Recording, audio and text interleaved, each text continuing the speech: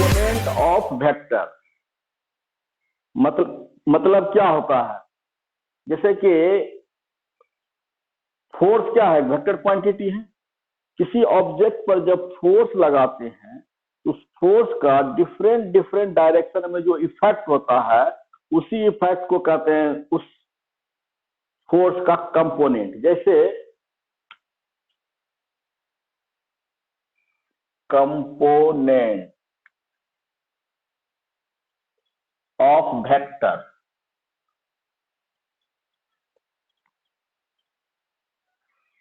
मान लो ये x axis है, ये वाई एक्सिस है। हाँ, तो मान लेते हैं ये एक्स एक्सिस है, ये वाई एक्सिस है, ये ओरिजिन है, और एक वेक्टर मान लेते हैं इस डायरेक्शन में, ओ ए बराबर मान लेते हैं वेक्टर आर है। अब मान लो कि एक फोर्स इस डायरेक्शन में काम कर रहा है तो इसका इफेक्ट इधर भी होगा और इधर भी होगा। इधर जितना इफेक्ट होगा इस वेक्टर का कहलाएगा, इधर इस वेक्टर का इस डायरेक्शन में कंपोनेंट कहलाएगा, और इस डायरेक्शन में जो इफेक्ट होगा इस वेक्टर का इस डायरेक्शन में कंपोनेंट कहलाएगा। और इस वेक्टर का इस डायरेक्शन में कंपोनेंट कितना होगा, हिंदी में अवयव बोलते हैं। इस वेक्टर का ओ एक्स डायरेक्शन में कितना अवयव होगा, इसको इस तरह से हम निकालते हैं। इस वेक्टर ओ ए का जो हेड है, हेड से इस एक्स एक्सिस पर परपेंडिकुलर डाल देंगे। मान लो एपी, ये परपेंडिकुलर हो गया, तो इस वेक्टर के टेल से इस परपेंडिकुलर का जो लेंथ है यही कहलाएगा इस वेक्टर का इस डायरेक्शन में कंपोनेंट। कहने का मतलब हो गया कि component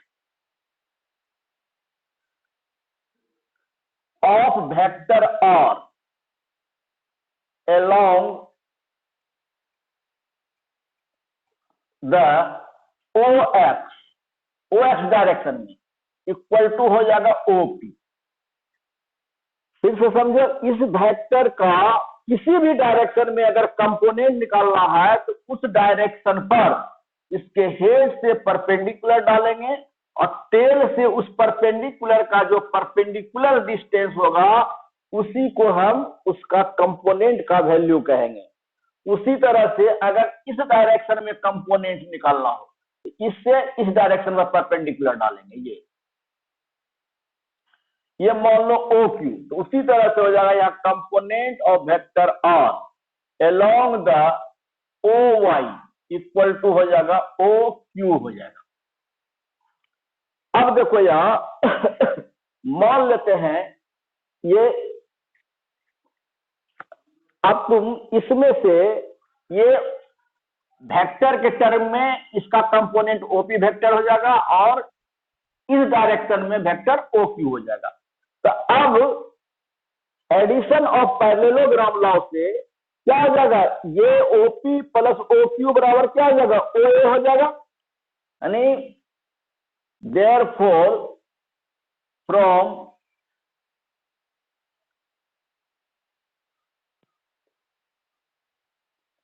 addition of parallelogram law,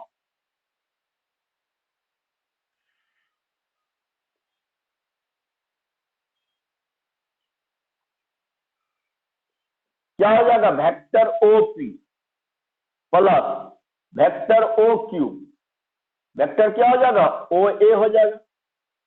इसको इक्वेशन फर्स्ट मान लेंगे। मान लेते हैं ओ से पी का लेंथ आर एक्स है और ओ से क्यू का लेंथ आर वाई है। ओपी एक्स एक्सिस पर जो कंपोनेंट होगा उसको एक्स कंपोनेंट कहते हैं, वाई एक्सिस पर जो कंपोनेंट होगा उसको वाई कंपोनेंट कहेंगे।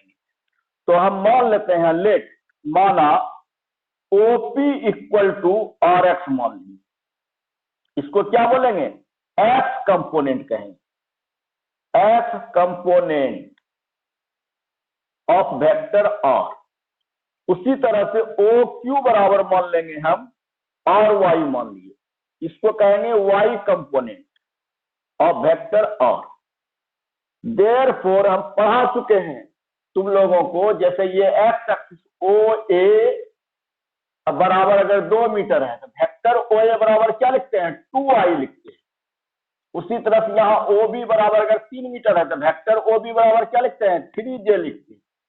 यहाँ पर वेक्टर ओपी अगर लिखना चाहेंगे तो एक्स एक्सिस की दिशा में है, क्या हो जाएगा आर एक्स आई हो जाएगा। एंड वेक्टर ओ क्यू बराबर क्या हो जाएगा आर वाई जे हो जाएगा। अब इक्वेशन फर्स्ट में इसका मान रख दें, therefore from equation first OP की जगह हो जाएगा R X I, O Q की जगह हो जाएगा R Y J equal to O A vector बराबर आर। इसलिए क्या हो गया वेक्टर आर इक्वल टू हो गया are X I plus are Y J हो गया। इस प्रकार किसी भी वेक्टर को उसके कंपोनेंट के टर्म में रिप्रेजेंट इस प्रकार से किया जाता है। ध्यान रखना है आई के साथ जो लगा हुआ है वो हो गया प्रोडक्ट है, वो हो गया एक्स कंपोनेंट, जे का जो कंपोनेंट ये मल्टीपुल है वो हो गया वाई कंपोनेंट। इसका मतलब वेक्टर आर का एक्स कंपोनेंट आर एक्स हो गया, वाई कंपोनेंट आर वाई हो गया। कंपोनेंट को अगर स्केलर के टर्म में लिखेंगे तो यहां पर क्या हो जाएगा हियर आर एक्स बराबर हो गया एक्स कंपोनेंट, ये हो गया स्केलर फॉर्म में। एंड आर एक्स आई लिखेंगे वेक्टर, ये भी हो गया एक्स कंपोनेंट, ये हो गया वेक्टर फॉर्म में, ये हो गया वेक्टर फॉर्म। उसी तरह से वाई ये आर वाई जे बराबर हो गया वाई कंपोनेंट वेक्टर फॉर्म में, ये हो गया वेक्टर फॉर्म। इसका मतलब हो गया कोई भी वेक्टर का जो कंपोनेंट है वह वेक्टर भी हो सकता है, स्केलर भी हो सकता है। अगर इसका कहेंगे एक्स कंपोनेंट स्केलर फॉर्म में क्या है तो आर है, वाई कंपोनेंट क्या है स्केलर फॉर्म में तो आर वाई। अब वेक्टर फॉर्म में एक्स कंपोनेंट क्या है तो R X I, vector form में वाई कंपोनेंट क्या है आर वाई जे। इसका मतलब क्या है component of vector is both vector and scalar, यानी किसी भी वेक्टर का कंपोनेंट वेक्टर फॉर्म में भी हो सकता है और स्केलर फॉर्म में भी हो सकता है। अब देखो इसमें से जब इतना आ गया तो तुमको कहेगा कि जैसे कि ये आर एक्स है, ये आर वाई, ये आर वाई है तो ये भी क्या हो जाएगा आर वाई होगा, क्योंकि पैरेललोग्राम में ये इक्वल और सेम डायरेक्शन में है। तो इसलिए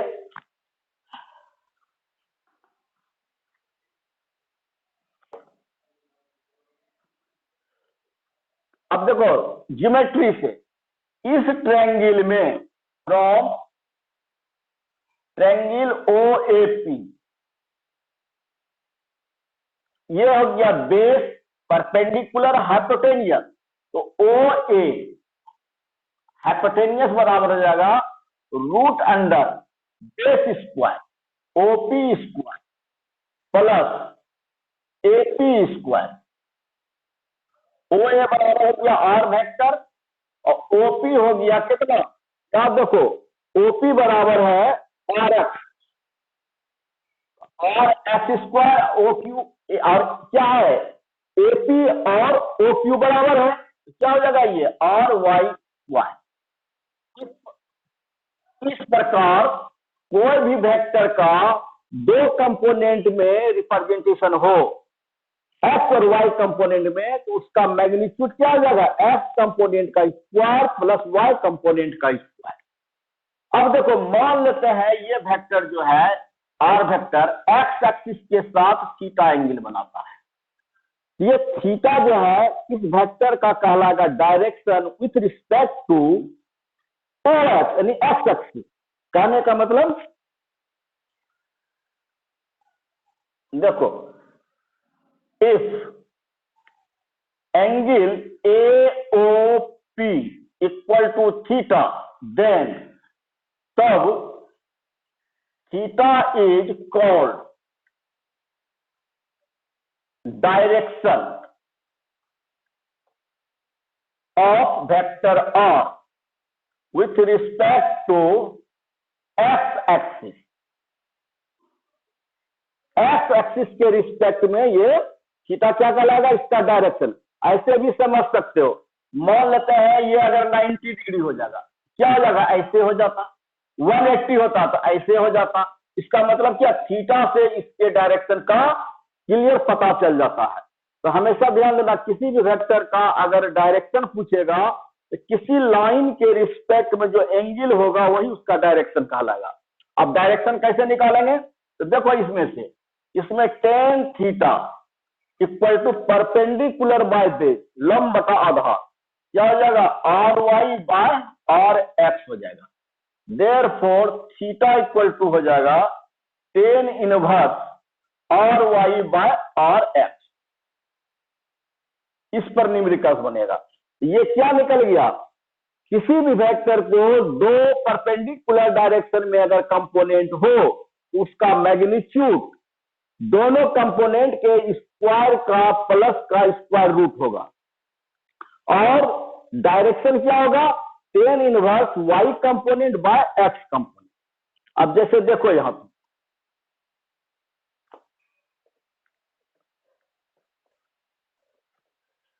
अब जैसे तुमको एक इस पर न्यूमेरिकल्स देखो,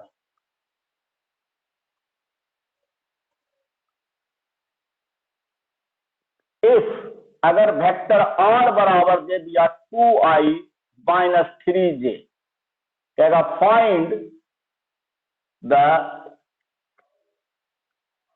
value of vector r, find the magnitude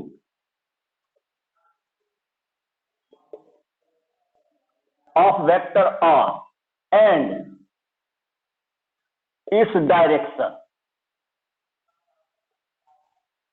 इस वेक्टर में तुमको कहेगा इस r वेक्टर का मैग्नीट्यूड और डायरेक्शन बताइए। तो सबसे पहले देखो इसमें सेंस आर एक्स बराबर कितना है, 2 है, और आर वाई बराबर कितना है, बताओ तो कोई, आर वाई बराबर कितना दिया हुआ है, -3। साइन के साथ 3 जो है माइनस में ना है, तो यहां हो जाएगा -3। अब तुमको निकालना है इसका मैग्नीट्यूड, यानी आर का मैग्नीट्यूड बराबर करा हुआ। अब सिंस हम जानते हैं फॉर्मूला, आर का मैग्नीट्यूड बराबर होता है R x square plus R Y square. R X का मान हो गया 2 का स्क्वायर प्लस -3 का स्क्वायर इक्वल टू 4 प्लस 3 3 9, 9 4 13। यही आंसर हो गया इसका मैग्नीट्यूड। अब कहेगा डायरेक्शन निकालने के लिए, तो डायरेक्शन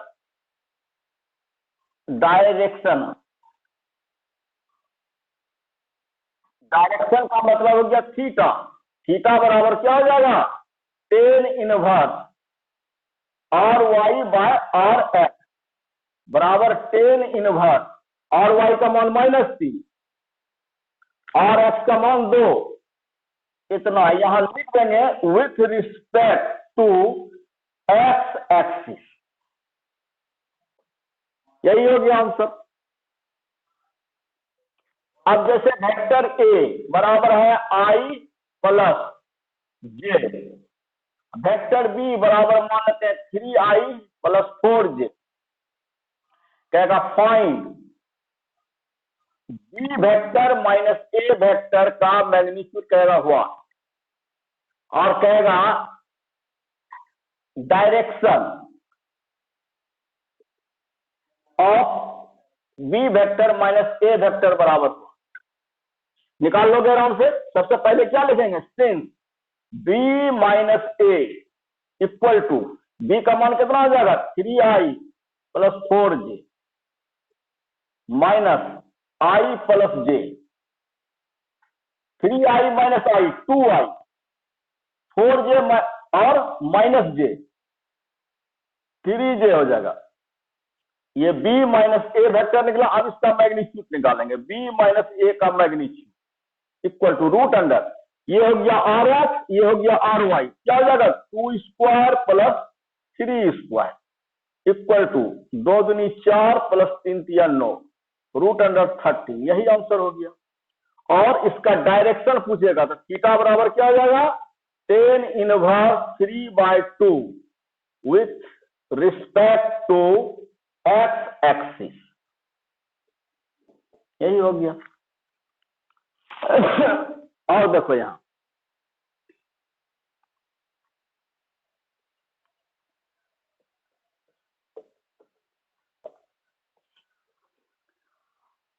अब एक चीज और देखो, अभी हम तुमको पढ़ाए ये एक्स एक्सिस है, ये वाई एक्सिस है, ये मान लेते हैं वेक्टर ओ ए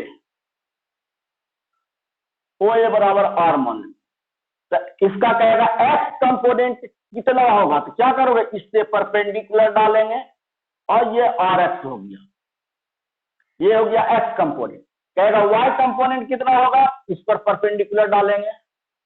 अभी पढ़ा चुके हैं ओ ए क्यू, ये हो गया देखो ये ओ क्यू हो गया वाई कंपोनेंट। इसी तरह से ये एक्स एक्सिस, ये वाई, ये अगर जेड एक्सिस, इससे जो परपेंडिकुलर डालेंगे ओ से जो उस परपेंडिकुलर का डिस्टेंस होगा वो कहलाएगा जेड कंपोनेंट। जैसे कि x component are x, y component r y है, मान लिए कि जेड कंपोनेंट आर जेड है। अगर कहेगा if x component of vector r बराबर क्या माने r x, y component vector r बराबर क्या माने हैं r y. Similarly z component of vector r बराबर मान ले आर जेड। तब देखो जब किसी प्लेन में रहेगा कोई वेक्टर तो उसका 2 ही कंपोनेंट होगा, जब एयर में आ जाएगा तो 3 कंपोनेंट होगा, जेड कंपोनेंट भी होगा। तो अगर 3 कंपोनेंट में जो है कोई वेक्टर डिफरेंट होगा तो उसका तीनों कंपोनेंट होगा।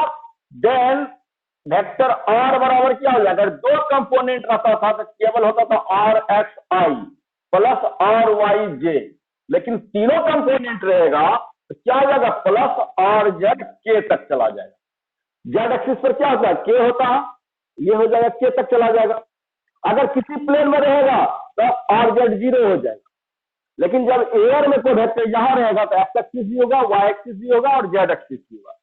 इसलिए इसका मैग्नीट्यूड निकालना होगा, क्या हो जाएगा इतना बराबर उसी प्रकार root under r x square plus R Y square plus r z square.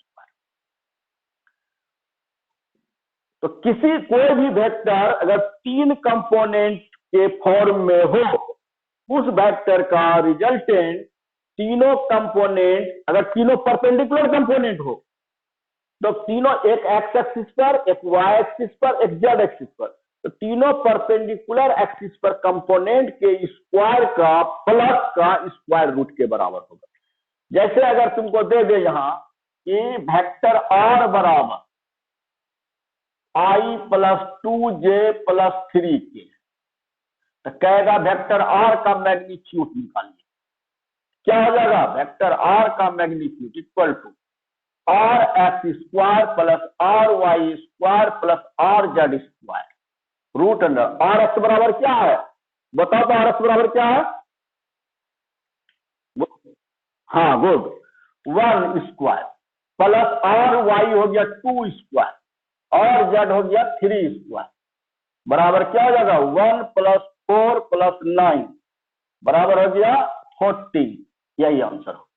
अगर फोर्स होगा तो यहां न्यूटन लिख देंगे, वेलोसिटी होगा तो मीटर पर सेकंड लिख देंगे। अब देखो यहां क्या हो रहा है ना, बता रहे हैं डायरेक्शन कोसाइन।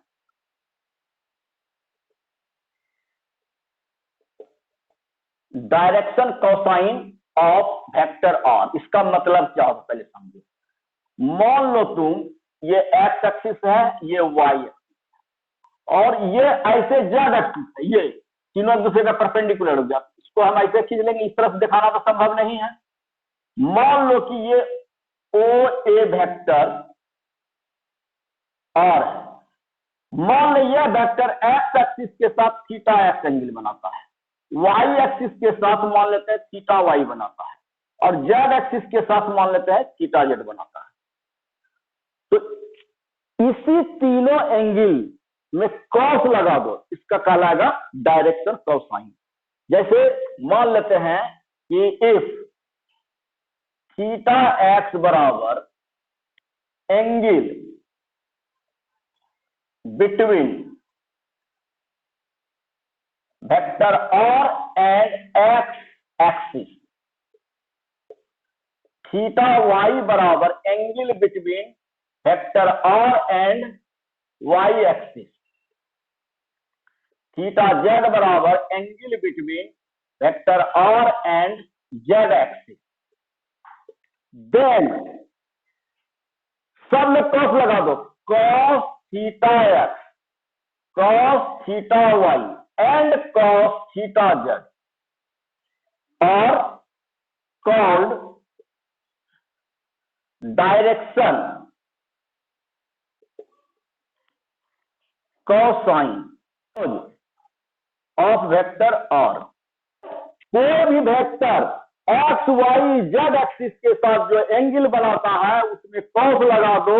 इस तो ये जो cos theta x, cos theta y, cos theta z का जो सेट है इसी को कहेंगे डायरेक्शन कोसाइन। और कॉस थीटा एक्स को एल से डिनोट करते हैं, कॉस थीटा वाई को एम से डिनोट करते हैं, कॉस थीटा जेड को एन से डिनोट करते हैं। जैसे यहां देखो, यहां कॉस थीटा एक्स को हम एल से डिनोट करेंगे, कॉस थीटा वाई को हम एम से डिनोट करते हैं, कॉस थीटा जेड को हम एन से डिनोट करते हैं। अब एक चीज देखो तुम, ये थीटा एक्स इस पर परपेंडिकुलर डालेंगे तो ये यहां से यहां तक क्या कहलाएगा, आर एक्स कहलाएगा। तो इसमें से कॉस थीटा एक्स बराबर क्या होगा, बेस बाय हाइपोटेनियस यानी आधार बटा कर्न, आधार हो गया आर एक्स, कर्न हो गया आर का मैग्नीट्यूड। उसी तरह से अगर हम इस पर परपेंडिकुलर डाल दें तो ये हो जाएगा क्या, ये आर वाई हो गया।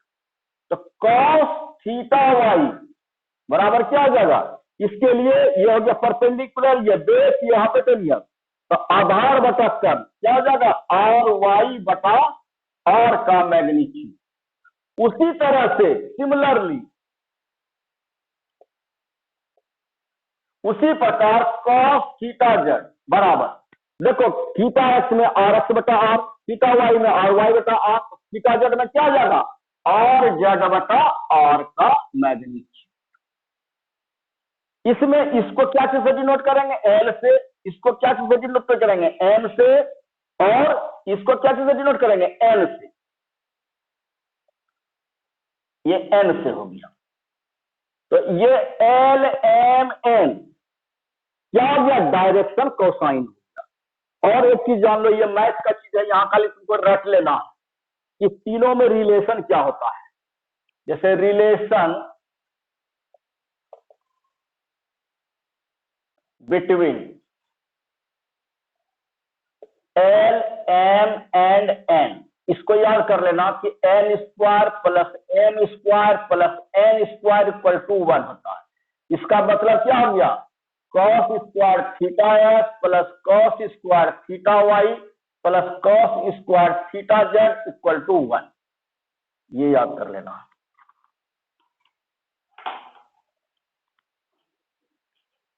अब देखो इस पर एक न्यूमेरिकल्स बताते हैं।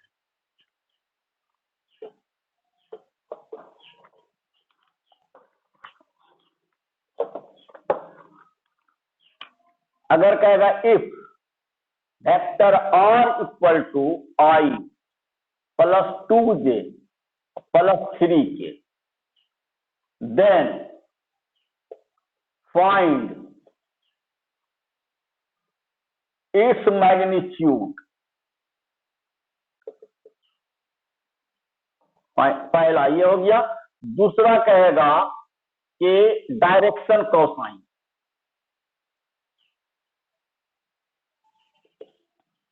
तीसरा कहेगा कि इसमें से कहेगा if theta X, theta Y and theta Z और angle between vector R and X axis, Y axis and Z axis respectively,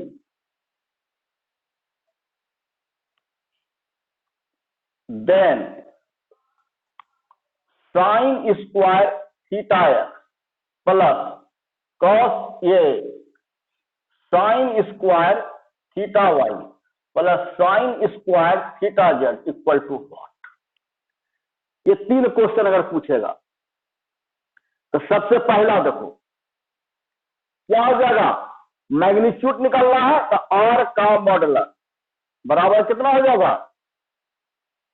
RS1 है 1 का स्क्वायर प्लस 2 का स्क्वायर प्लस 3 का square equal to 1 plus 4 plus 9 equal to √14 हो गया। एक answer ये हो गया। अब कह रहा है डायरेक्शन का साइन निकालने के लिए, तो दूसरा देखो इसमें से L बराबर,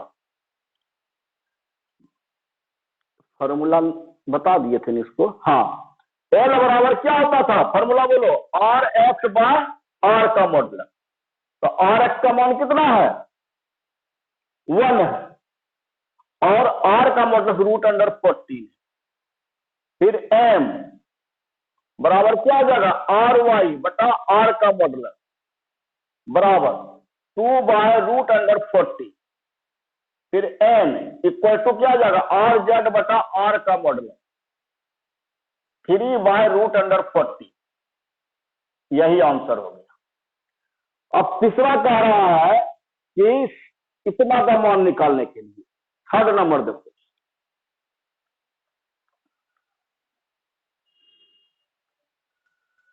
कोई बताएगा थर्ड कैसे निकलेगा। तीसरा में क्या है, तीसरा में है, थर्ड नंबर में है sine square theta x plus sine square theta Y plus sine square theta Z equal to what. बोलो तो कोई कैसे निकालेंगे इसको, कोई बताएगा।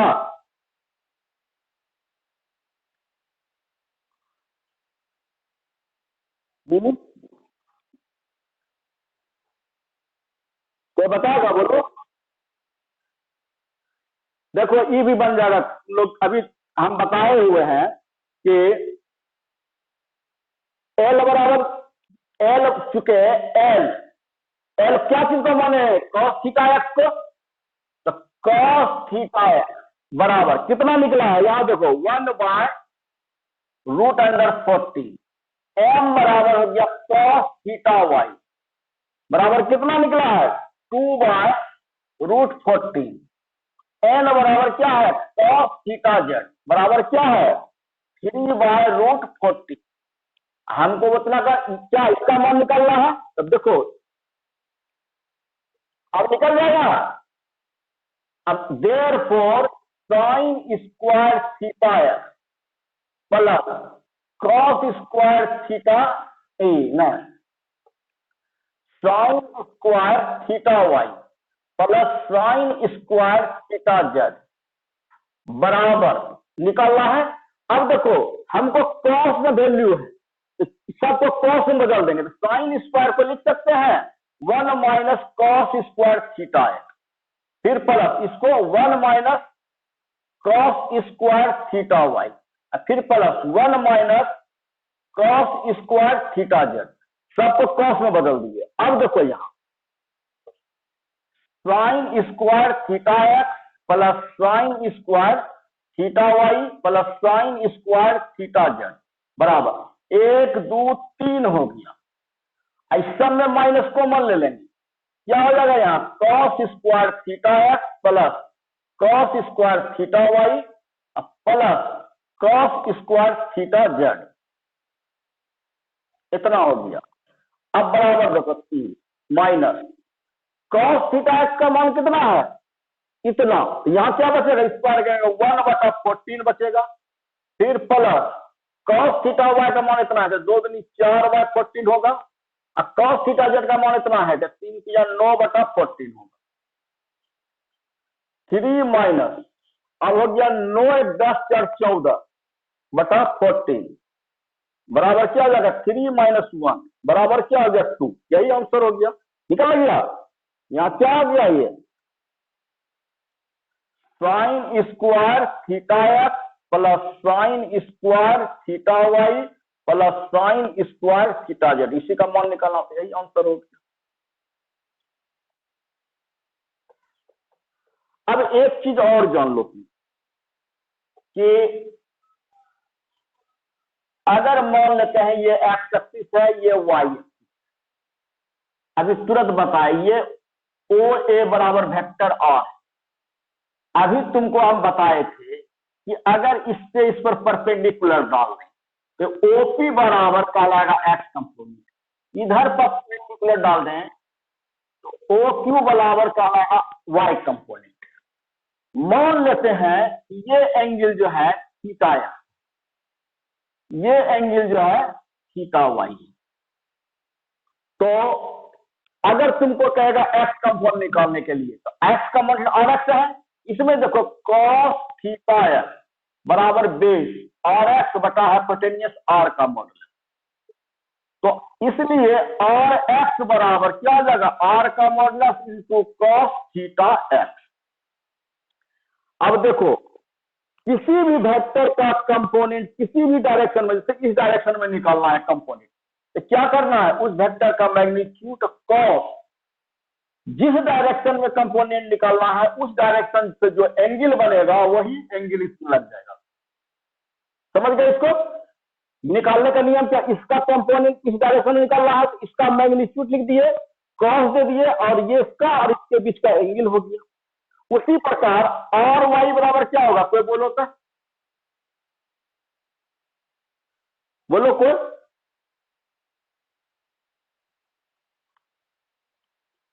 क्या,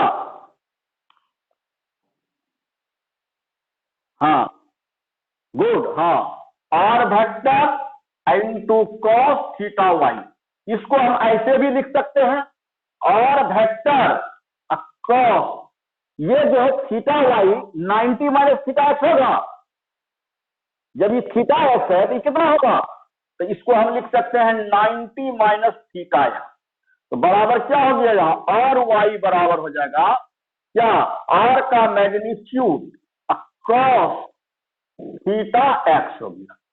अगर थीटा एक्स के टर्म में लिखना है तो सॉरी साइन हो जाएगा, यहां sine, sine theta x cos 90 minus theta sine theta. तो इस प्रकार तुमको ध्यान में रखना है हर कंपोनेंट निकालने के लिए, जो अभी जिस आधार पर तुम बोले कि इसका मैग्नीट्यूड इंटू कॉस, इन दोनों के बीच का एंगल, और एंगल का मान पुटअप कर देंगे, जैसे इस एंगल का किए तो सेम एंगल में आया, तो एक एक्स एक्सिस पर कंपोनेंट कॉस के टर्म में है तो वाई एक्सिस पर कंपोनेंट साइन के टर्म में होगा। अब एक चीज बताओ तुम, ये एक्स एक्सिस है, ये वाई एक्सिस, ये हो गया आर एक्स कंपोनेंट और y y component. Y axis पर एक 10 न्यूटन का फोर्स लग रहा है, एफ बराबर हो गया 10 न्यूटन। इसका एक्स कंपोनेंट कितना होगा, बोलो कोई। अभी देखो, अभी तुरंत बताए, एक्स कंपोनेंट एफ एक्स होगा ना, तो क्या यहां लिखे, एफ का मॉडल कॉस एक्स कंपोनेंट निकालोगे तो ये वेक्टर इसके साथ कितना एंगल बना रहा है, 90 डिग्री, कॉस 90 हो जाएगा। तो बराबर क्या आ जाएगा, 10 कॉस 90 0 बराबर क्या हो गया, 0 हो गया। क्या कोई दिक्कत इसमें, समझा, बोलो कोई, बोलो एक आदमी, समझा जी। देखो ये फार्मूला समझा ना तुम, इस फार्मूला में क्या बताए, इस वेक्टर का कंपोनेंट इस डायरेक्शन में अगर निकालना है, इसका मैग्नीट्यूड लिखे, कॉस लिखे, ये दोनों के बीच का एंगल लिखे, उसी तरह से इस वेक्टर का कंपोनेंट इस डायरेक्शन में अगर निकालना है, डायरेक्शन में एफ एक्स होगा ना, अगर क्या लिखोगे, इसका कंपोनेंट निकाल रहे हैं तो इसका मैग्नीट्यूड लिखोगे, इसका जो है इस डायरेक्शन में एक्स एक्सिस के डायरेक्शन में कितना एंगल बन रहा है, 90 न बन रहा है, तो क्या हो जाएगा, थीटा एक्स का जगह 90 हो जाएगा। ये हो गया 10, cos 90 0 होता है, 0 हो गया। कोई दिक्कत? आप समझा ना? एक और क्वेश्चन पूछते हैं, इसको बताना। अब देखो, एक ये है फोर्स, इसका वैल्यू है 10 न्यूटन, और ये एंगल है 30 डिग्री। तो इसका एक्स और वाई कंपोनेंट बताना है। एफ एक्स बराबर, बोलो कोई,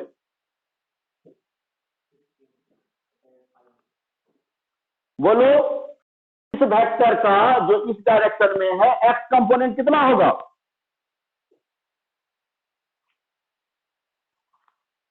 फार्मूला बोलो पहले, क्या लिखोगे? एफ का मॉडुलस लिखोगे, कॉस थीटा एक्स, यही ना फार्मूला है जी। जा रहा है, आवाज आ रहा है? हेलो, हाँ, समझ गया ना इसको। अब एफ का मान बोलो कितना है, 10 न्यूटन, कॉस थीटा एक्स का मान बोलो, वही बोलो, थीटा एक्स का मान गुड, हाँ 60 डिग्री देना, 30 नहीं बोल रहा है, चाहे थीटा एक्स ये हो गया। जब हमको थीटा वाई मालूम है तो थीटा एक्स मालूम हो जाएगा 60 डिग्री, क्या हो जाएगा 10 cos 60 का मान हो गया हाफ, बराबर क्या हो गया 5 हो गया। उसी तरह से एफ वाई निकालना है, बराबर बोलो, कोई बोलो जल्दी से, एफ वाई का मान कितना होगा? इधर हो गया एफ है, इधर हो गया एफ वाई, यही पर मान लगेगा जी, एफ लगेगा मैग्नीट्यूड, cos थीटा वाई हो जाएगा, वाई एक्सिस के डायरेक्शन में है, तो क्या हो जाएगा एफ का मॉडुलस 10, cos थीटा वाई क्या हो जाएगा 30 हो गया, 10 cos 30 का मान √3/2 बराबर क्या हो जाएगा 5√3, यही हो गया।